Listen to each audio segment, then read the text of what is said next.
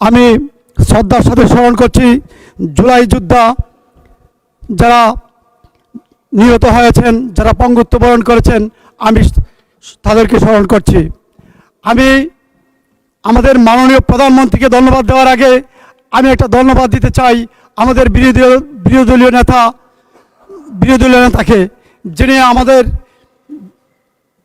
আমাদের প্রধানমন্ত্রীকে বলেছিলেন উনি হচ্ছেন আন্দোলনের প্রধান নায়ক, যিনি সত্য কথাটা স্বীকার করেছিলেন। সেজন্য ওনাকে আমার একটা ধন্যবাদ দেওয়া উচিত আমার মনে হয়। মাননীয় স্পিকার, আমার আসনটি হচ্ছে সুনামগঞ্জ 1, 4টি উপজেলা নিয়ে ধর্মপাশা, মধ্যনগর, জামালগঞ্জ, তাহিরপুর। এই আসন বাংলাদেশের একদম এক প্রান্তে, মেঘালয়ের পাদদেশে আমার এই আসনটি। মাননীয় স্পিকার, আমি বিগত কয়েকদিন আগে আমাদের প্রাণী সম্পদ মন্ত্রী শহীদুদ্দিন চৌধুরী এনি ভাই আমার এই আসনটি ঘুরে এসেছেন। আমাদের এই হাওর বেষ্টিত অঞ্চল, যেখানে আমার প্রায় 50টা হাওরই আছে, যেখানে আমাদের এই সুনামগঞ্জ জেলা থেকে 5,000 কোটি টাকার ধান আমরা উৎপাদন করি। এর মধ্যে অন্যতম হচ্ছে সুনামগঞ্জ 1 আসন।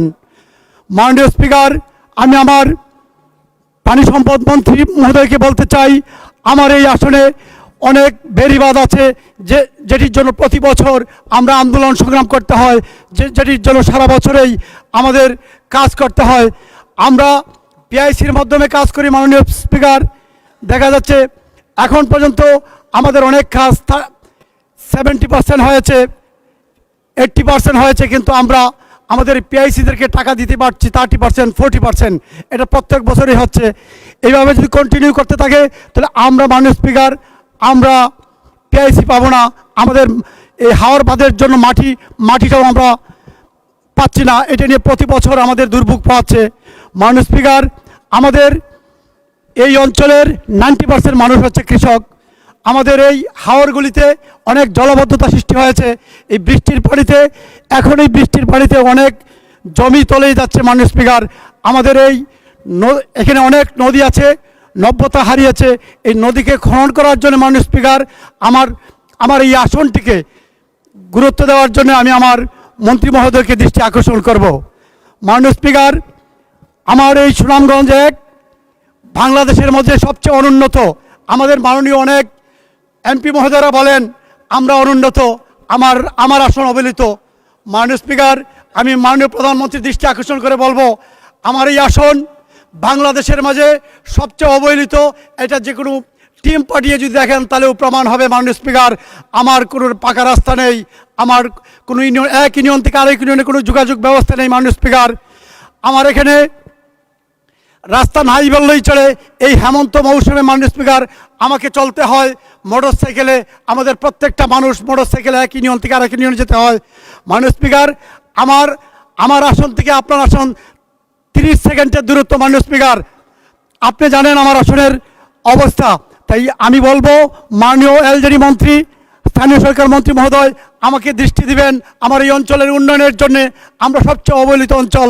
আমি কথা দিতে চাই আমাদের মাননীয় প্রধানমন্ত্রীকে, মাননীয় প্রধানমন্ত্রী, আমার এই আসনে আপনি 2004 সালে গিয়েছিলেন, আপনার সাথে আমরা সফরসঙ্গী হওয়ার সুযোগ হয়েছিল।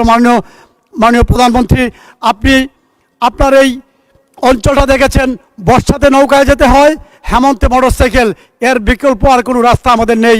আমাদের এক ইউনিয়ন থেকে আরেক ইউনিয়নে যাওয়ার কোনো সুযোগ নেই। মাননীয় স্পিকার, আমাকে 2016 সালে আমাদের সুনামগঞ্জ 1 আসনের মানুষ আমাকে হাওর বন্ধু বলেছে। মাননীয় স্পিকার, আমি হাওরের পরে জন্ম হয়েছে, আমি হাওরের পাওয়ার থেকে বেড়ে উঠেছি।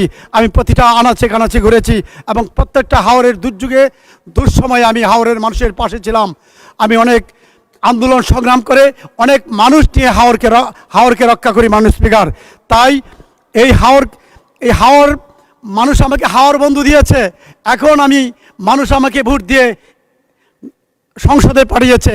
এখন যদি আমি এই মানুষের পাশে না দাঁড়াতে পারি, এই হাওরের উন্নয়ন না করতে পারি, এই রাস্তাঘাটের উন্নয়ন না করতে পারি মাননীয় স্পিকার, তাহলে আমার হাওর বন্ধু নাম আর থাকবে না। মাননীয় স্পিকার, আমাদের এই অঞ্চল অত্যন্ত অবহেলিত অঞ্চল। এই অবহেলিত অঞ্চলে মাননীয় স্পিকার আমাদের শিক্ষা ব্যবস্থা নাই বললেই চলে। আমাদের শিক্ষা ব্যবস্থা নেই, চিকিৎসা ব্যবস্থা নেই। আমাদের যা অনেকগুলি কমিউনিটি ক্লিনিক আছে, এটি অচল অবস্থায় পড়ে আছে। আমাদের এই দিকে দৃষ্টি দেওয়ার জন্য আমি মাননীয় স্পিকার আমার মন্ত্রী মহোদয়ের দৃষ্টি আকর্ষণ করব। আমি দৃষ্টি আকর্ষণ করব আমাদের শিক্ষামন্ত্রীর। আমাদের এই অঞ্চল শিক্ষার দিকেও আমরা অনেক অবহেলিত। মেঘালয়ের পাদদেশে আমাদের এই নির্বাচনী আসনটি মাননীয় স্পিকার আমার এখানে শুল্ক স্টেশন আছে, 3টা শুল্ক স্টেশন আছে, যেখান থেকে বছরে আমি প্রতি বছর 300 কোটির উপরে আমরা গভর্নমেন্টকে ট্যাক্স দিয়ে থাকি, কিন্তু আমাদের এই অঞ্চলের কোনো উন্নয়ন হয়নি। মাননীয় স্পিকার, আমার এখানে 3টি শুল্ক স্টেশন আছে। আমাদের এই শুল্ক স্টেশনের আশেপাশের রাস্তাগুলি যদি ঠিক করে দেওয়া হয়, আমাদের নদীকরণ যদি হয়, আমরা 1000 কোটি টাকা আমরা শুল্ক দেওয়ার সুযোগ করে দিতে পারবো এই গভর্নমেন্টকে। মাননীয় স্পিকার, আমাদের এই নদীটি খনন করার জন্য বিশেষভাবে আমি দৃষ্টি আকর্ষণ করব এবং আমার রাস্তাঘাটগুলি করে দেওয়ার জন্য আমি দৃষ্টি আকর্ষণ করব।